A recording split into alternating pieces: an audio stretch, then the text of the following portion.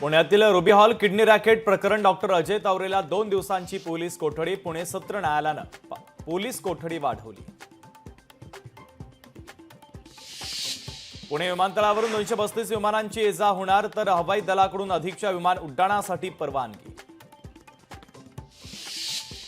वाशिम जिल्ह्यामध्ये भाजीपाल्याचे दर कडाडले। पावसामुळे भाजीपाला पिकावर रोगांचा प्रादुर्भाव वाढल्यानं भाजीपाल्याची आवक घटली।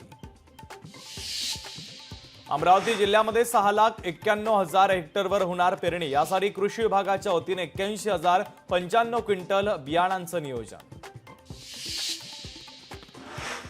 महाविकास आघाडीचे बदलापूरमध्ये महावितरणाच्या विरोधात आक्रमण। डिजिटल मीटरची सक्ती शहरामध्ये करू नये यासाठी महाविकास आघाडीचं आंदोलन।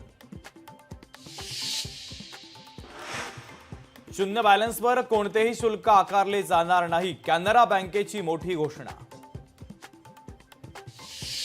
मुंबईतील 40 लॉ कॉलेजला विद्यापीठाकडून बंदी तर मान्यताप्राप्त प्राध्यापक भरती न केल्यानं 1 लाखांचा दंड।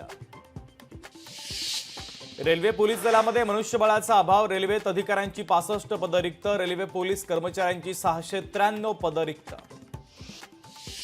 अहिल्यानगर जिल्ह्यामध्ये आढळले 2 कोरोना बाधित रुग्ण। दोघांवर रुग्णालयामध्ये उपचार सुरू। नाशिकच्या इगतपुरी आणि पिंपळगाव मधून गुटखा जप्त। 1,56,00,000चा गुटखा जप्त। नाशिक ग्रामीण पोलिसांची कारवाई।